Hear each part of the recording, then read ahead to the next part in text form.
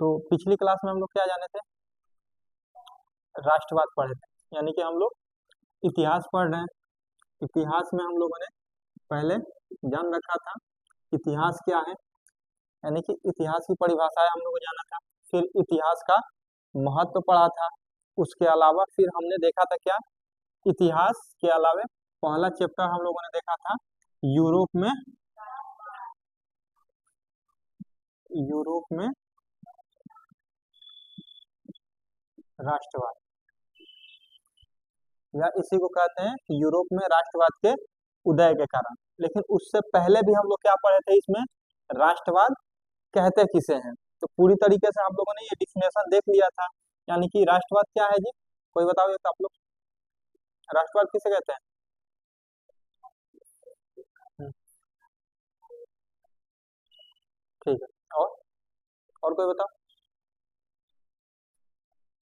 यानी कि राष्ट्रवाद जो है एक भावना है जो अपने देश के प्रति, अपने राष्ट्र के प्रति एक श्रद्धा, एक सम्मान, एक दृष्टिकोण को विकसित करती है, जिसे हम लोग राष्ट्रवाद कहते हैं। राष्ट्रवाद के भी हमने कई सारे आयाम देखे थे। आयाम मतलब उसके पहलू, कई प्रकार से इसको हम लोग परिभाषित कर सकते थे, जिसमें हम लोगों ने आर्थिक देखा था, उसके बाद उसके सांस्कृतिक पहलू देखे थे।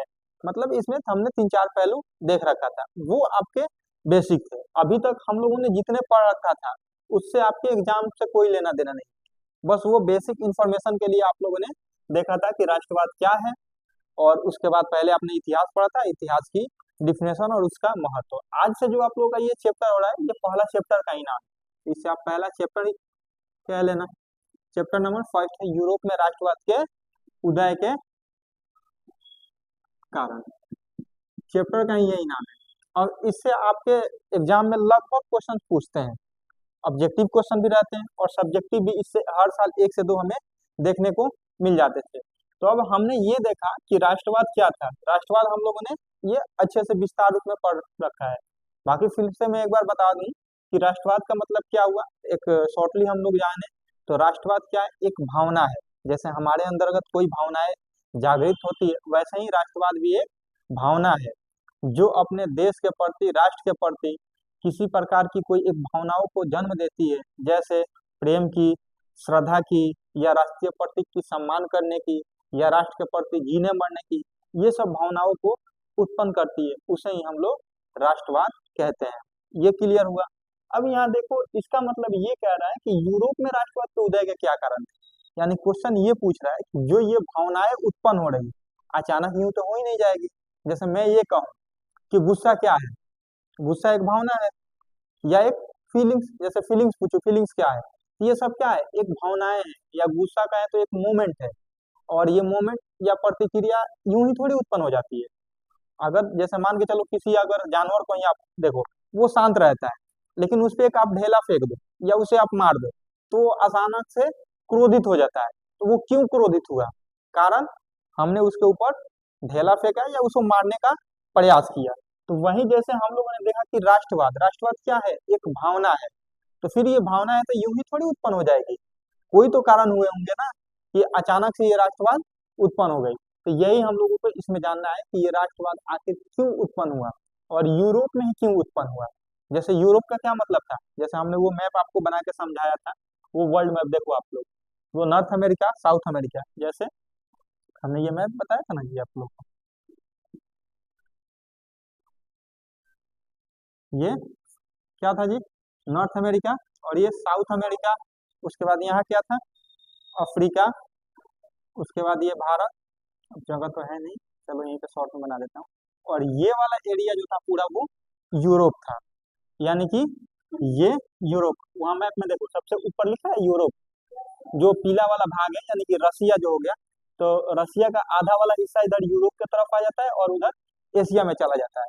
तो वही पूछ रहा है कि ये यूरोप, अभी नहीं समझ में आ रहा है महादेश क्या है, इतना समझो एक देश है या एक क्षेत्र समझो, एक एरिया समझो। तो उस एरिया में राष्ट्रवाद के उदय का क्या कारण थे। अभी आगे चल के हमें ये भी पढ़ना है कि भारत में राष्ट्रवाद के उदय के क्या कारण थे। अभी पूरे हमें सिलसिलेवार तरीके से पढ़ना है, तो वही हम लोग फिलहाल यहाँ पढ़ेंगे कि यूरोप में राष्ट्रवाद के उदय के क्या कारण थे। अब इसमें आप लोग लिखो पहले, फिर उसके बाद आगे हम लोग समझने की कोशिश करेंगे। ये आपका चैप्टर का नाम रहेगा और यही आपका हेडिंग भी रहेगा। यूरोप में राष्ट्रवाद के उदय के कारण। लिखो, यूरोप में राष्ट्रवाद का उदय, यूरोप में, जल्दी जल्दी लिखो आप लोग क्यों नहीं लिख रही? लिखो, क्यों नहीं लिख रही आप? अगर लिखने में कोई समस्या है ना, मैंने कहा था कि आप उसके पास बैठो जिसको लिखने आती है, ताकि दो शब्द उससे देखो और दो शब्द खुद से देखो। सीट चेंज करो, आप एक आगे आओ और एक आप किसी और के पास चले जाओ, पीछे चले जाओ, देख कर लिखो, नहीं लिखने आ रहा है देख के लिखो, बाकी जो एक्स्ट्रा टास्क है तो वो तो करना ही है। लिखो इसमें आगे, यूरोप में राष्ट्रवाद का उदय 19वीं 19वीं शताब्दी की सबसे महत्वपूर्ण राजनीतिक घटना थी। यूरोप में राष्ट्रवाद का उदय, यूरोप में राष्ट्रवाद का उदय 19वीं शताब्दी की सबसे महत्वपूर्ण राजनीतिक घटना थी।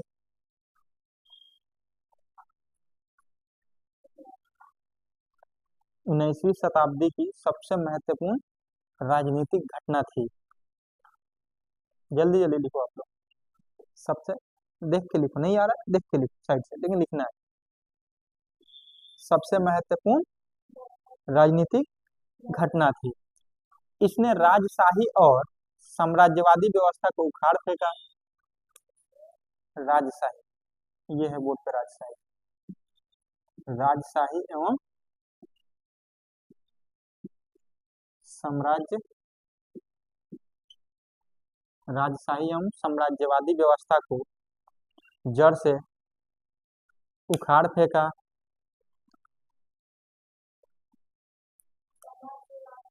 साम्राज्यवादी व्यवस्था को जड़ से उखाड़ फेंका या साम्राज्यवादी व्यवस्था को समाप्त किया, ऐसे लिख लो, साम्राज्यवादी व्यवस्था को समाप्त किया।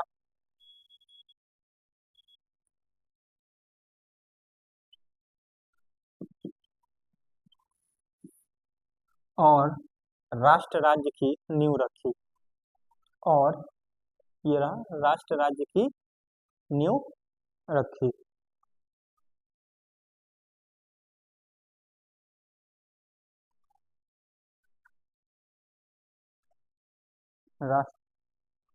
राष्ट्र राज्य की नींव रखी।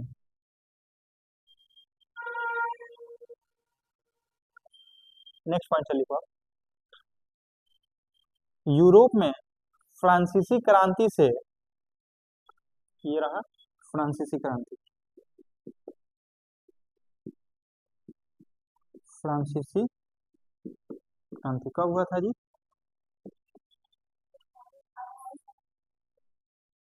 1789। फ्रांसीसी क्रांति 1789 से राष्ट्रवाद की शुरुआत मानी जाती है। यूरोप में फ्रांसीसी क्रांति कब हुई थी जी? 1789 में, यानी कि फ्रांसीसी क्रांति से राष्ट्रवाद की शुरुआत मानी जाती है। यूरोप में फ्रांसीसी क्रांति से राष्ट्रवाद की शुरुआत मानी जाती है, राष्ट्रवाद की शुरुआत मानी जाती है। देखो अब इस चीज को समझो, बहुत मार्केबल चीज है। ये कह रहा है कि यूरोप में राष्ट्रवाद का उदय कैसे हुआ। तो सबसे पहले हम जाने कि ये जो राष्ट्रवाद की जो उदय थी, ये इतिहास की सबसे बड़ी घटित राजनीतिक घटनाएं थी जो यूरोप में सर्वप्रथम घटी। ये घटनाएं कैसे घटी? ये घटनाएं घटने का पीछे हम लोग देखते हैं कि जो वहाँ की राजशाही व्यवस्था थी, यानी राजशाही व्यवस्था का मतलब क्या हुआ, जैसे हम लोग देखते हैं राजतंत्र हो गया, लोकतंत्र हो गया, ये भी एक शासन व्यवस्था है। तो आज लोकतांत्रिक शासन व्यवस्था, जैसे भारत में लोकतांत्रिक शासन व्यवस्था हो गया, वैसे ही एक राजशाही तंत्र व्यवस्था होता है, या उसी को कई लोग कहते हैं राजा का शासन। तो जब ये आंदोलन हुए कहो या ये जो क्रांतियां हुई, तो इस क्रांति से जो था राजशाही शासन व्यवस्था और जो साम्राज्यवादी शासन व्यवस्था थी, साम्राज्यवादी शासन व्यवस्था मतलब ये अभी आप लोग नहीं समझ में आ रहा है, इस पे ज्यादा ध्यान मत दो। आप लोगों को नेक्स्ट इसके बाद जो चैप्टर हम लोग को पढ़ना है साम्राज्यवाद एवं साम्यवाद, वहां हम लोग बेहतर ढंग से समझेंगे कि समाजवाद क्या है और साम्यवाद क्या है, वहां पे ये जानो। बट इतना जानो, ये राजशाही एवं राजशाही यानी कि जहाँ पे राजाओं के शासन होते थे, उस शासन व्यवस्था को समाप्त किया गया, तब राष्ट्र का उदय हुआ।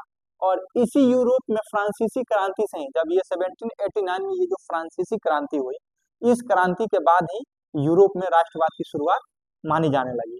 यानी कि यूं कहें तो 1789 से पहले यूरोप में भी राजाओं का शासन बड़े पैमाने पर हुआ करते थे। यानी कि वहां पे जैसे हम लोग आज देखते हैं ना, लोकतांत्रिक शासन व्यवस्था, जहाँ पे आम जनता आपसी सहमति से, आम नागरिकों के मदद से ही अपने शासक वर्ग का चुनाव करती है, जिसे हम लोग लोकतंत्र कहते हैं। यानी कि राजतंत्र में और लोकतंत्र में क्या अंतर है? लोकतंत्र में वो होता है कि जहाँ पे हम सब लोग मिल के आपसी सहमति से किसी एक शासक वर्ग का चुनाव करते हैं। जैसे आपने यहाँ देख लो, एक मुखिया का भी अगर चुनाव होता है, या हम एक मुखिया का भी चुनना होता है, तो वो मुखिया कोई अपने मर्जी से नहीं बन सकता है, बनता है जी? उसके लिए भी चुनाव होता है। चाहे सांसद हो गए, चाहे विधायक हो गए, अगर विधायक भी बनना है तो उसके लिए चुनाव होता है। इसका डिसीजन कौन लेता है? आम जनता लेता है। कि आज मान के चलो बरौली क्षेत्र हो गया या कोई भी विधानसभा क्षेत्र हो गया, वहां से विधायक कौन बनेगा, या हमारे क्षेत्र के सांसद कौन होंगे, ये सब कौन डिसाइड करता है? हम खुद जनता करते हैं। लेकिन राजतंत्र में ऐसा कुछ नहीं होता है। वहां के जो सुप्रीम लीडर होगा, जो सबसे मेन राजा होगा, वो बस किसी दिन आके ऐलान कर देगा कि आज से राजा मैं था, कल से मेरा बेटा होगा। आप देख लो, प्राचीन काल में यही होते आ रहा है। जितने भी राजा होते थे, जितने भी शासक हुआ करते थे, वो अगले दिन या किसी कारण परिस्थिति बन वो अपने स्वेच्छा से शासन करते थे, और उनकी इच्छा ही उनकी शासन होती थी।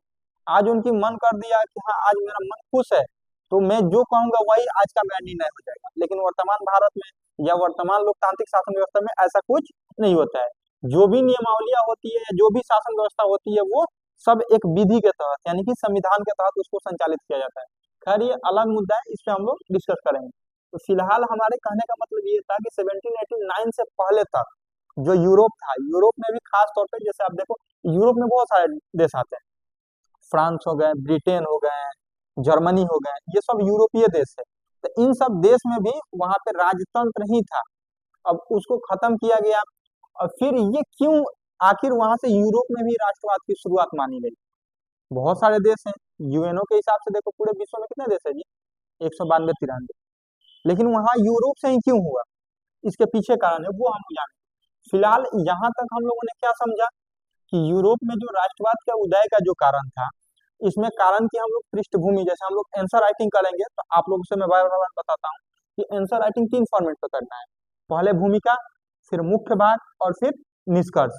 तो आप लिखेंगे जब भी यूरोप में राष्ट्रवाद के उदय के कारण, तो ये उसकी भूमिका वाला पार्ट में आपको लिखना है कि यूरोप में राष्ट्रवाद का जो उद्भव हुआ या जो उत्पत्ति हुई, ये इतिहास की सबसे बड़ी राजनीतिक घटना मानी जाती है, जिसने न सिर्फ राजनीतिक घटना को बदला, बल्कि वहां की राजशाही और साम्राज्यवादी शासन व्यवस्था को समाप्त किया, और राष्ट्र राज्य की नींव उन्होंने रखी। जैसे हम लोग कहते हैं ना, भारत एक राष्ट्र है या एक राज्य है, इसकी नींव कब से पड़ी, शुरुआत कब हुई?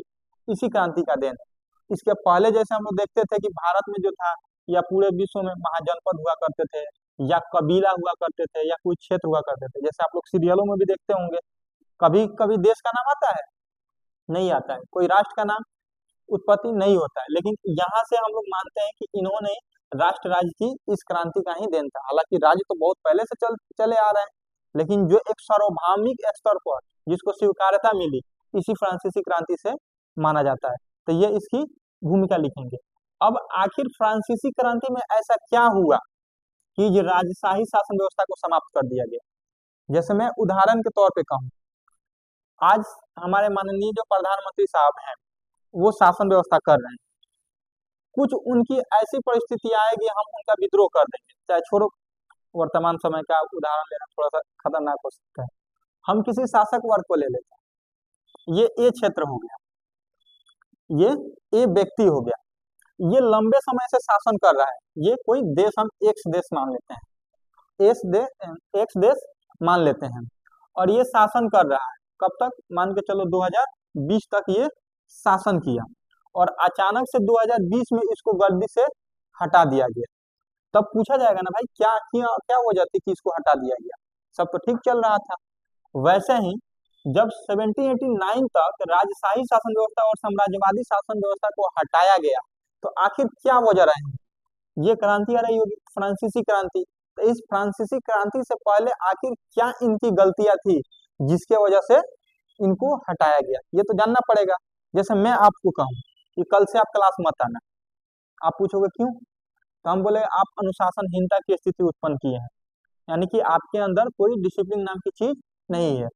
तो आप पूछोगे ना कि आखिर गलतियां क्या हुई है मुझसे, आप बताओ मुझे, यूं ही थोड़े हटा दोगे। तो वही मैं फिर आपकी जो गलतियां होगी उस गलतियां को दिखाऊंगा कि देखो अभी आपने क्या किया और इसके पहले की क्या दशा थी यहाँ पे आप जब आए, यहाँ आने से पहले जो ये कोचिंग थी, ये संस्था थी, पूरी तरह से अनुशासित थी, अच्छे ढंग से चल रही थी, डिसिप्लिन में चल रही थी। लेकिन जब से आप आए हो तब से यहाँ की शासन व्यवस्था पूरी तरीके से ध्वस्त हो गई। तो फिर आप पूछोगे आखिर मैंने किया क्या है। अब वही हम लोग जानेंगे कि आखिर इस फ्रांसीसी क्रांति से इनको क्यों हटाया गया, इसके पहले की दशा क्या थी। तो आप एक अगला हेडिंग डालोगे कि 1789 यानी कि फ्रांसीसी क्रांति से पहले यूरोप की दशा। लिखो नेक्स्ट हेडिंग, फ्रांसीसी क्रांति से पहले फ्रांस की दशा या यूरोप की दशा, जो मर्जी वो कह लो, क्योंकि फ्रांस तो यूरोप में ही आता है, तो आप फ्रांस कह लो या यूरोप कह लो। फ्रांसीसी क्रांति से पूर्व, फ्रांसीसी क्रांति से पूर्व फ्रांस की स्थिति या फ्रांस की दशा।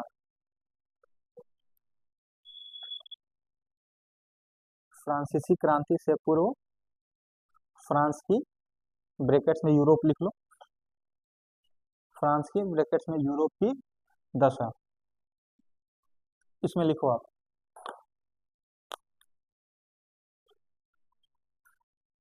क्रांति से पूर्व यानी क्रांति से पहले, क्रांति से पहले फ्रांस में बर्बन वंश का शासन था। बर्बन वंश का, ये बोर्ड पे है बर्बन वंश, बर्बन वंश का शासन था, जहां के राजा लुई 16, लुई 16 यानी 16वें, लुई 16 थे। इसको ना आप लोग रोमन में भी लिख लेना 16 को, यानी कि 16 को रोमन में कैसे लिखा जाता है, ये ऐसे लिख लेना, लुई 16 थे।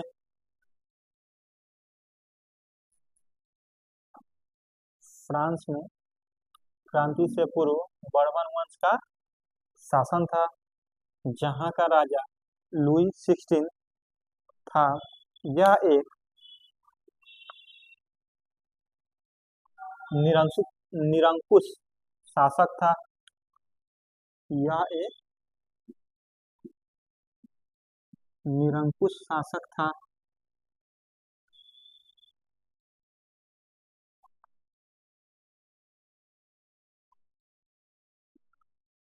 जिसने समाज को, जिसने समाज को तीन भागों में विभाजित किया, जिसने समाज को तीन भागों में विभाजित किया।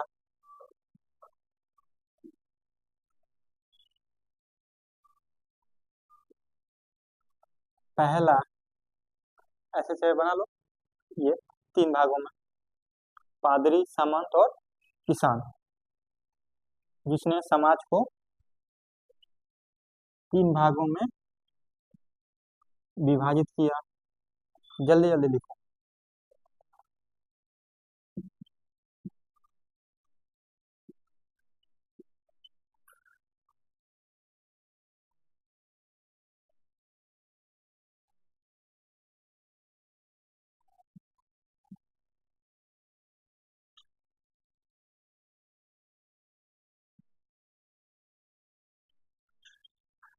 जिसने समाज को तीन भागों में विभाजित किया। पहला पादरी, दूसरा सामंत, तीसरा किसान। पहला, दूसरा और तीसरा। पहला पादरी, दूसरा सामंत और तीसरा किसान। पादरी को ही फर्स्ट स्टेट कहते थे, और ये जो सामंत थे, क्या, किसान है ये सामान्य जन, यानी कि आम जनता। आम जनता लिखो या किसान जन लिखो, होगा। ये हो गया, बन गया। यानी कि इसने लुईस 16 ने समाज को 3 भागों में विभाजित किया था, जिसमें पहला था पादरी, दूसरा सामंत और तीसरा किसान या सामंत। यानी कि पादरी को फर्स्ट स्टेट कहते थे, और जो सामंत था इसको सेकंड स्टेट, और फिर जो तीसरे नंबर पर किसान या सामान्य जन थे इसको थर्ड स्टेट कहते थे। नेक्स्ट, इसी में पैराग्राफ चेंज करके लिखो। पहले दो वर्गों को, पहले दो वर्गों को यानी कि पादरी और सामंत, पहले दो वर्गों को लिख लेना ब्रैकेट्स में, पादरी और सामंत। पहले दो वर्गों को ब्रैकेट्स में पादरी और सामंत, पहले दो वर्गों को विशेषाधिकार प्राप्त था। सामंत यहाँ लिखा है, इन दोनों को, ये रहा विशेषाधिकार, विशेषाधिकार। पहले दो वर्गों को विशेषाधिकार प्राप्त था,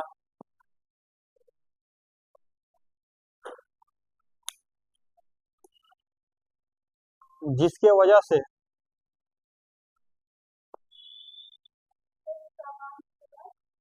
क्या लिखा आपने, पादरी और सामंत को विशेषाधिकार प्राप्त था। आगे क्या लिखा था आपने, जिसके वजह से किसान वर्ग को, केवल लगा लेना, आगे एक शब्द जोड़ देना, जिसकी वजह से केवल किसान वर्ग को, केवल किसान वर्ग को कर, यानी कि टैक्स, जिसकी वजह से केवल किसान वर्ग को कर या टैक्स देना पड़ता था, जिससे किसान वर्ग को कर या टैक्स देना पड़ता था। नतीजा, नतीजा किसानों का, किसानों में कर दीजिए, नतीजा किसानों में असंतोष की दशा उत्पन्न हुई।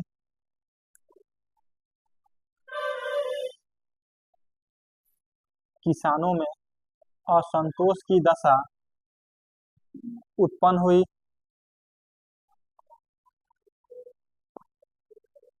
असंतोष की दशा उत्पन्न हुई। फलतः या अतः, अतः किसानों ने 1789 में, किसानों ने 1789 में राजा के खिलाफ विद्रोह किया। अतः किसानों ने 1789 में राजा के खिलाफ विद्रोह किया, विद्रोह किया, जिसे फ्रांसीसी क्रांति के नाम से जाना जाता है। विद्रोह किया जिसे फ्रांसीसी क्रांति के नाम से जाना जाता है।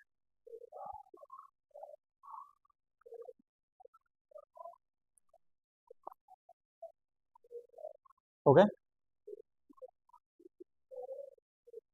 देखो अब इसमें समझो, ये थीम आप समझ जाओगे ना, पूरी यूरोप में राष्ट्रवाद की पृष्ठभूमि आप समझ जाओगे, क्योंकि ये सबसे अहम हो जाता है।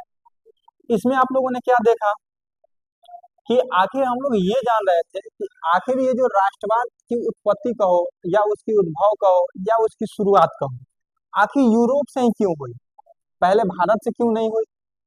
या भारत की वैसी दशाएं थी तो पहले अमेरिका से क्यों नहीं हुई, और या फिर ब्रिटेन से क्यों नहीं, ब्रिटेन भी यूरोपीय देश ही है, लेकिन फ्रांस से ही क्यों हुई। तो इसके पीछे के हम लोग तर्क को देखते हैं या वहाँ की दशाओं को देखते हैं, तो ये हम क्या मानते हैं कि यूरोप में लगभग जो देखा जाए बर्बन वंश का शासन था। बर्बन वंश का मतलब क्या हुआ, एक ये वंश का नाम था जिसके नाम पर इस पूरे शासन वंश का, जैसे हम लोग देखते हैं कि आज बीजेपी का शासन काल है, यानी कि एक पार्टी हो गया और पार्टी के नाम पे उसका शासन काल कर दिया गया। या कभी कभी हम लोग ये सुनते हैं कि कांग्रेस का शासन था, या फिर किसी अन्य राज्य में चले जाओ तो अलग अलग पार्टियों के नाम दर से उसका शासन काल को हम लोग डिकोड करते हैं। लेकिन पहले तो राजनीतिक पार्टियां नहीं होती थी, तो इसलिए जो वंश होते थे उसी वंश के नाम पे उस शासन का नामकरण कर दिया जाएगा। तो वही जो बर्बन वंश था उसी का एक शासक हुआ करता था जिसका नाम क्या था जी, लुई 16। इसको हिंदी में भी देखो ये, या फिर आप रोमन में देखो, कभी कभी ऑब्जेक्टिव में दे देता है कि ये जो फ्रांसीसी क्रांति हुई थी उस समय फ्रांस के शासक कौन थे जिसकी विफलता की वजह से हुई थी, तो लुई 16। तो ये रोमन में भी कभी एमसीक्यू में देख देता है। अब आखिर क्या हुआ, तो ये जो लुई 16 था ना, ये अयोग्य शासक था, बहुत निरंकुश शासक था, भ्रष्टाचारी शासक था, यानी जनता के हित में कभी भी कोई काम नहीं करता था। चाहे अपने देश के अंदर कोई भी आपातकाल की स्थिति आ जाए या कोई अकाल की स्थिति आ जाए, अपने नागरिकों को, अपने जनता को ये कभी रहम नहीं करता था, उन पर बहुत अत्याचार करता था। नतीजा, लोगों में जन असंतोष बढ़ती चली गई। जैसे मान के चलो, आज अपने उदाहरण को देख लो, आज भारत में गैस की बहुत किल्लत होती जा रही है, पेट्रोलियम की, गैस की। हम किसको जिम्मेवार ठहराएंगे, अपने देश के शासक को, यानी कि अभी शासक कौन है, सुप्रीम लीडर के तौर पे हमारे माननीय प्रधानमंत्री साहब हो गए। तो आज जिसको दो लाइन भी नहीं पता है ना, वो भी प्रधानमंत्री साहब के बारे में कुछ ना कुछ गलत बोल दे रहा है कि इस प्रधानमंत्री को ऐसा हमारे देश का ये हाल हो गया। चाहे कभी भी देश में कोई भी आर्थिक तंगी आ जाए तब भी हम अपने देश के सुप्रीम लीडर को ही टारगेट करते हैं। वैसे ही जब यहाँ फ्रांस में कोई ऐसी परिस्थितियां आती थी जहाँ मंदी हो जाती थी, अकाल हो जाती थी, या अभी की जो समस्याएं हैं गैस की, वैसी कोई समस्या उस समय तो पता ना गैस था या नहीं, मतलब जो भी उस समय परेशानियां होती थी उसके लिए जिम्मेवार इस शासक को ठहराया जाता था। और वास्तव में ये अयोग्य शासक था, उतने दक्ष नहीं था, ये बहुत अत्याचार करता था, जुल्म करता था। उसके अलावा इसने एक और नियम लागू कर दिया था। उस समय जो समाज था ना, वो 4 वर्गों में बटा था। जैसे आप लोग वैदिक काल में देखोगे तो समाज कितने वर्गों में बटा था, 4 वर्गों में बटा था, ब्राह्मण, क्षत्रिय, वैश्य और शूद्र। वैसे ही ये फ्रांस की जो वहाँ की समाज थी ना, वो 3 भागों में बटी थी। यानी कि आज भी हम देख लो, जैसे हम अगर कहें कि भारतीय समाज का देखा जाए तो कई धर्मों में बटा है, हिंदू हो गए, मुस्लिम हो गए, सिख हो गए, ईसाई हो गए, ये सब वर्गों में समाज को विभाजित किया गया है। तो वहां पे कभी ये जाति पात के आधार पे यहाँ पे वर्गीकरण नहीं किया गया था। वहां क्या किया गया था, पहला जो सबसे ऊपर होता था, जो पुजारी लोग होते थे, जो समाज के सबसे एलिट वर्ग होते थे, उनको कह दिया गया पादरी वर्ग, यानी कि सबसे ऊंचे स्तर पे होते थे। दूसरा कहा गया सामंत। सामंत क्या है, आगे हम लोग को पढ़ना है। सामंत का मतलब ये जानो, ये एक मीडिएटर होता था, यानी कि जो किसानों से कर का वसूली करता था, वो वसूली करके और पादरियों को या राजा को, या जो सबसे उच्च पावदान पे होता था उसको देने का काम करता था। यानी कि ये बिचौलिया था, मीडिएटर था। हमें सामंतवादी व्यवस्था भी पढ़ना है, इसलिए यहाँ पे विस्तार से इसका हम लोग चर्चा नहीं करेंगे। तो फिलहाल हम लोग को ये समझना है कि ये हुआ क्यों था। तो 3 इसमें वर्ग थे, कौन सा जी, पादरी वर्ग, सामंत वर्ग और किसान वर्ग। अब देखो न्याय क्या कहती है, अगर हमें किसी से कर की वसूली करनी है, टैक्स की वसूली करनी है, तो हम तीनों से करेंगे ना। अगर मान के चलो देश की, जैसे आज भी भारत में हम टैक्स की वसूली करते हैं, जैसे इनकम टैक्स हो गया, या बिजनेस पे टैक्स देना होता है, या ये इलेक्ट्रिसिटी जो हो गया इसका हमें बिल देना होता है। तो हम क्या कहते हैं सामान्यतः, जिसकी जितनी इनकम उतना टैक्स देगा, जो जितना बिजली जलाएगा वो उतना बिल भरेगा। ये एक सामान्य नियम हो गया जो सबके लिए स्वीकार्य है।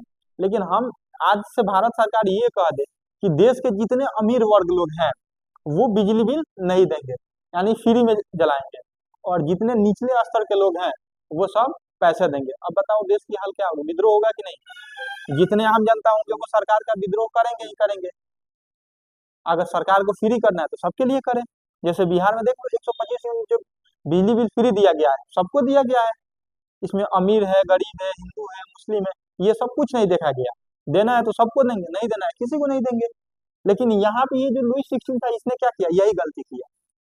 इसने इन दोनों को विशेषाधिकार दे दिया, पादरी को और सामंत को, और बोला क्या कि आप जो होगा वो जितने भी टैक्स होगा ना या कर होगा, जिसको इंग्लिश में हम लोग टैक्स कहते हैं, वो इन दोनों वर्गों को नहीं देना है। यानी कि फर्स्ट स्टेट और सेकंड स्टेट को नहीं देना है। सिर्फ कौन देगा जी, थर्ड स्टेट वाले। इसमें कौन आते थे, आम जनता आते थे, किसान आते थे। तो एक तो वैसे ही किसानों की स्थिति उस समय दयनीय थी, और उसके बावजूद इन लोगों पर करारोपण इन्होंने जबरन कर दिया कि दो वर्ग नहीं देंगे और तीसरे वर्ग को देना है। अब नतीजा, इन लोगों में असंतोष बढ़ने लगा, यानी कि गुस्सा हो गया, मूड खराब हो जाएगा। जाहिर सी बात है, होना चाहिए। आप लोगों को नहीं होता है कि अगर हम कहें ये इधर से 4 लोग फी देंगे और बाकी लोग नहीं देंगे, तो आप लोगों का मूड खराब होगा कि नहीं, ये 4 लोगों का, कि हम ही क्यों दें, ये लोग क्यों नहीं दें। वही यहाँ पे हुआ, किसानों का भी मूड खराब हो गया कि भाई हम ही लोग क्यों दे फी, देना तो सबको है। इस वजह से इन्होंने क्या किया, इसके खिलाफ, लुई 16 के खिलाफ विद्रोह कर दिया। विद्रोह का मतलब क्या हुआ, इसका बहिष्कार कर दिया कि अब हम तुमको अपना शासक नहीं मानते हैं, आज से हम अपना शासन स्वयं चलाएंगे। और इसको विद्रोह किया और इसको गद्दी से हटा दिया गया, और इस पे इतना मतलब टॉर्चर इसको किया गया, इतना विद्रोह किया गया, अंततः इस पर राजद्रोह का मुकदमा चलाकर लगभग 1992-91 के आसपास इसको फांसी की सजा दी गई। इसको, निरंकुश जो शासक था लुई 16 था। और उसके बाद जब फ्रांस में राष्ट्रवाद की नींव पड़ी, अब देखो क्या परिस्थितियां थी। अगर ये परिस्थितियां नहीं आती, हालांकि परिस्थितियां बहुत सारी थी, जिसमें एक मूल परिस्थितियां ये भी थी, अगर ये दशा नहीं आता, अगर ये लुई 16 कहता कि नहीं तीनों वर्ग टैक्स देगा, और ये टैक्स तो 2-4 दिन के लिए तो था नहीं, लंबे समय से ये व्यवस्था चली आ रही थी। लेकिन आप जानते हो, एक समय के बाद भी घरेलू अगर झगड़े भी होते हैं, तो पहले धीरे धीरे झगड़े होते हैं, पहले वाद विचार होते हैं, वाद विवाद होता है, फिर समस्या का रूप होता है, और एक ऐसा समय आता है कि व्यापक वो, जैसे भारत का ही आजादी देख लो। महात्मा गांधी जब 1914 में दक्षिण अफ्रीका से आए, तो आते तो इन्होंने भी बहुत सारे आंदोलन चला दिए। पहले नील सत्याग्रह चलाए, फिर असहयोग आंदोलन चलाए, फिर सविनय अवज्ञा आंदोलन चलाए, अंत में ना 1942 में जाकर भारत छोड़ो आंदोलन चलाए, जिसका प्रभाव देखा गया कि 1947 में देश को आजादी मिली। यानी कि अचानक से कोई भी चीजें नहीं होती है, उसमें समय लगता है। तो ये व्यवस्था फ्रांस में बहुत पहले से चली आ रही थी, लेकिन इस समय आकर ये एक बहुत बड़ा व्यापक रूप ले लिया। नतीजा, फ्रांस की क्रांति हुई कब, 1789 में, और वहां के शासक को हटाया गया और इसे अंततः फांसी दिया गया। और यूरोप में माना गया कि यहीं से अब कहा गया कि हम स्वयं शासक चुनेंगे, यानी कि वहां पे लोकतांत्रिक शासन को अपनाया गया, कहा गया कि हम राष्ट्र राज्य का नींव रखेंगे। भले भी लोकतांत्रिक, अभी हम देखेंगे कि लोकतंत्र भी होता है, उसमें भी दो तरह के होते हैं, एक राजशाही लोकतंत्र होता है और एक पूरी तरीके से लोकतंत्र होता है। वो आगे के मुद्दा है, आगे हम देखेंगे। हाँ, तो ये चीजें समझ में आई आप लोगों को कि क्यों ऐसा हुआ, आखिर पहले यहाँ पे ये स्थितियां ऐसी आ गई थी। अब हम लोग क्या जान रहे थे कि आखिर यूरोप में राष्ट्रवाद की उत्पत्ति कैसे हुई, या वहां पे राष्ट्रवाद क्यों शुरू हुई। तो राष्ट्रवाद नहीं, अपने निजी हित के लिए लोगों ने क्या किया, मांग उठाया, और ये मांग जो थे एक व्यापक परिवर्तन में बदल गए, जबकि सभी लोग एक साथ जुट गए। नतीजा, ये एक राष्ट्रवाद का स्वरूप ले लिया। ये स्पष्ट हुआ, हो जाएगा क्लियर। कुछ दिक्कत हो तो पूछो आपको, नहीं तो मैं पूछता हूँ। पूछना है कुछ, नहीं पूछना है? चलो नेक्स्ट लिखो आगे। इसी में लिखे थे ना, क्या लिखे थे, लास्ट पॉइंट बताओ तो आप।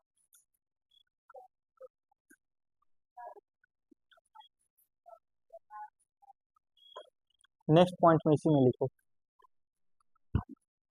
फ्रांसीसी क्रांति को, फ्रांसीसी क्रांति को राष्ट्रवाद की पहली और सबसे महत्वपूर्ण सीढ़ी मानी जाती है। फ्रांसीसी क्रांति को राष्ट्रवाद की पहली और सबसे महत्वपूर्ण सीढ़ी मानी जाती है।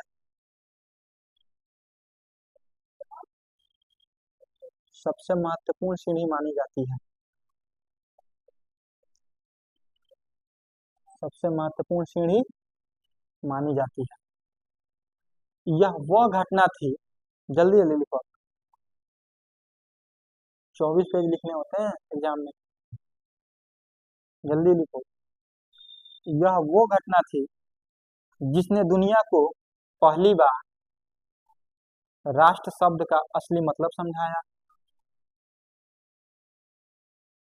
यह वो घटना थी जिसने दुनिया को पहली बार राष्ट्र यानी कि नेशन, राष्ट्र, राष्ट्र शब्द का असली मतलब समझाया कि असली मतलब समझाया कि राष्ट्र जनता से बनता है। असली मतलब समझाया कि राष्ट्र जनता से बनता है, न कि किसी राजा से। राष्ट्र जनता से बनता है, न कि किसी राष्ट्र जनता से बनता है, न कि किसी राजा से। ये लाइन स्पष्ट हुआ? मतलब इस क्रांति से पहले तक जो भी राजा हुआ करते थे, राजा का ये मानना था कि देश के सबसे बड़े लीडर हम ही हैं, और हैं क्या, होते भी थे, और वे अपने आप को सबसे सुप्रीम मानते थे, और उनका मानना था कि हम ही देश को चलाने वाले हैं। लेकिन इस क्रांति ने, कौन सी थी, 1789 वाली क्रांति ने, यानी कि फ्रांसीसी क्रांति ने उनके इस चरित्र को पूरी तरह से बदल दिया और बताया कि नहीं, राष्ट्र जो आप मान रहे हैं राजतंत्र वाला, वो वास्तव में राष्ट्र नहीं है। राष्ट्र का मतलब क्या हुआ, जिसमें जनता की इच्छा होगा, तो वही उस पूरे स्वरूप को बदल दिया। और इस क्रांति ने ये बताया कि राष्ट्र का मतलब किसी राजा का शासन नहीं, बल्कि पूरी जनता का शासन।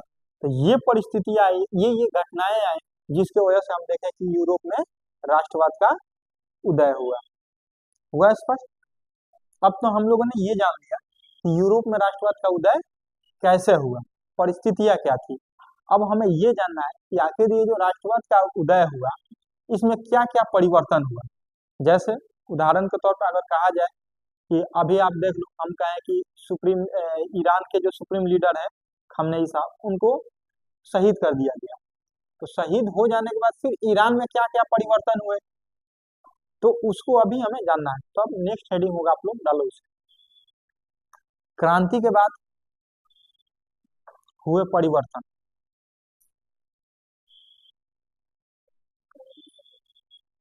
फ्रांसीसी क्रांति के बाद हुए परिवर्तन, यानी कि फ्रांसीसी क्रांति के बाद यूरोप में क्या क्या परिवर्तन हुए। अभी तक आप लोग बेसिक पढ़ रहे हो, तो आखिर हुआ क्यों। अब आप लोग को पढ़ना है कि आखिर परिवर्तन क्या क्या हुए। हो गए।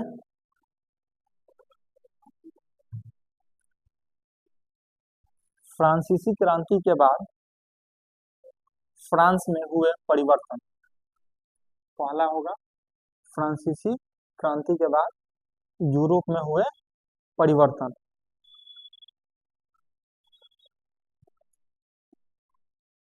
क्या लिखा है आप लोगों ने,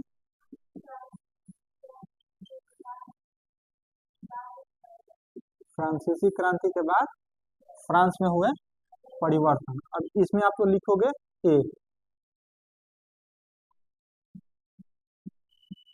सत्ता का हस्तांतरण, सत्ता का हस्तांतरण। देखो, अगर मुझे सिर्फ लिखा के निकल जाना होता, या फिर यूं कहूं कि आप लोगों को दिखा देना होता कि यूरोप में राष्ट्रवाद का उदय कैसे हुआ, तो मैं बस यहीं से शुरू करता कि 18 से क्या, हाँ, जैसे हम लोग क्या पढ़ रहे थे, सबसे आपका मेजर हेड क्या था जी, यूरोप में सबसे ऊपर था कि यूरोप में राष्ट्रवाद के उदय के कारण, जिसमें हमने देखा था कि यूरोप में राष्ट्रवाद के सबसे महत्वपूर्ण कारण क्या थे, फ्रांसीसी क्रांति की वजह से। यानी कि जो राष्ट्रवाद का उत्पत्ति हुई या उद्भव का हो, किसकी वजह से हुई थी, इस फ्रांसीसी क्रांति की वजह से हुई थी। आखिर इसमें क्या हुआ था, वही हमने अभी तक इसका बेसिक देखा था कि वहां की कुछ ऐसी परिस्थितियां थी, उस परिस्थितियों की वजह से यूरोप में इस फ्रांसीसी क्रांति की जननी हुई या शुरुआत हुई। फिर इसमें हम देखेंगे कि जब ये फ्रांस में क्रांतियां हो गई, तो उसके बाद इसके समाज पर क्या क्या प्रभाव पड़े, तो उसी में हमने देखना था। फ्रांसीसी क्रांति के बाद हुए परिवर्तन, उस परिवर्तन का पहला था कि सत्ता का हस्तांतरण, मतलब सत्ता मतलब क्या होता है, चेयर, कुर्सी, जो सुप्रीम पद होता है देश का, उसका बदल दिया गया। यानी कि पहले क्या था, पहले राजा का शासन था, अब यहाँ पे जनता का शासन स्थापित किया गया। अब इसमें आप लोगों को लिखना है सत्ता का हस्तांतरण वाला, लिखो इसमें। क्रांति से पहले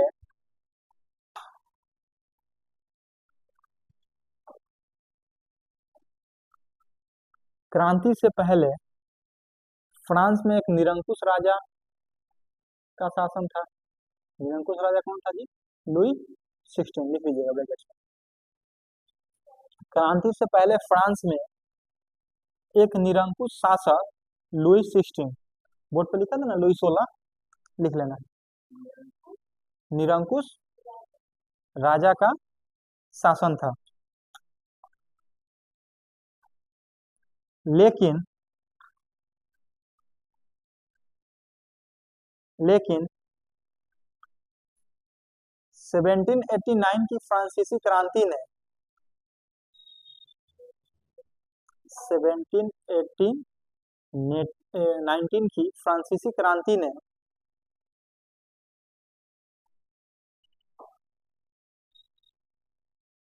राजा के हाथों से सत्ता को छीनकर राजा के हाथों से सत्ता को छीनकर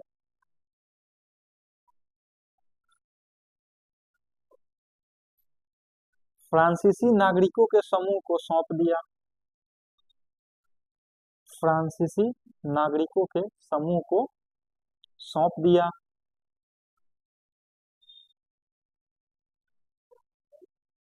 फ्रांसीसी नागरिकों को यानी कि फ्रांस के लोगों को सौंप दिया। फ्रांसीसी नागरिकों को सौंप दिया।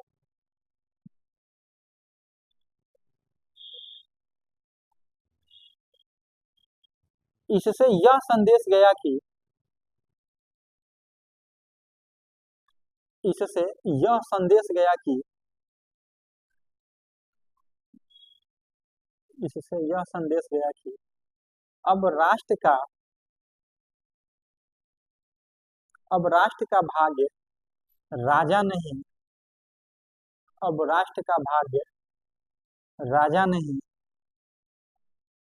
बल्कि वहां की नागरिक तय करेंगे।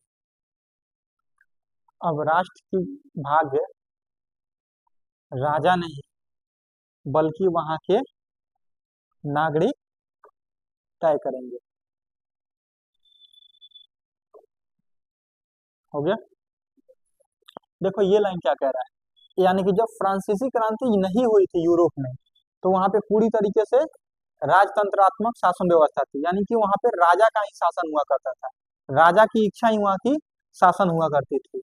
लेकिन इस क्रांति के बाद जो वहां के एक शासक था लुई 16, उसको वहां की जो जनता थी उसको पद से हटाई और उसको फांसी पे चढ़ा दी गई, और वहां की जो भी शासन व्यवस्था था अब उसको ट्रांसफर कर दिया गया। यानी कि हस्तांतरण मतलब क्या, ट्रांसफर कर देना।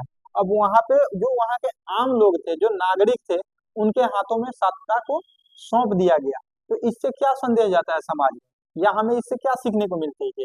अब उस फ्रांस की जो भी भाग्य विधाता होंगे, या वहां पे जो भी लोकहित में कार्य करेंगे, कोई राजा नहीं करेगा। कौन करेगा जी, वहां की आम जनता, आम नागरिक करेंगे। तो इसे ही हम लोग कहे हैं कि फ्रांसीसी क्रांति का पहला परिणाम था कि वहां पे सत्ता का हस्तांतरण हो गया, यानी कि पद को बदल दिया गया। पहले राजा शासन करता था, अब राजा के बदले वहां की आम जनता या नागरिक शासन में आ गई। अब वहां पे चुनाव प्रक्रिया होगा, और वो चुनावी प्रक्रिया यानी कि लोकतांत्रिक शासन व्यवस्था स्थापित हुई। इसके अलावा अभी इसमें हमें बहुत शासन पढ़ना है। अभी इसी में हम लोग को आगे पढ़ना है नेपोलियन का सुधार। नेपोलियन भी आया, उसके वजह से भी कुछ परिवर्तन हमें समाज में देखने को मिले। फिर इसमें बहुत सारे हमें आर्थिक, सामाजिक, राजनीतिक बहुत सारे कारण हैं, लेकिन उसको हम लोग देखेंगे नेक्स्ट क्लास में। ठीक है, तो ये यहाँ तक समझ में आया, कोई दिक्कत तो बताओ। समझ में आया ये बंद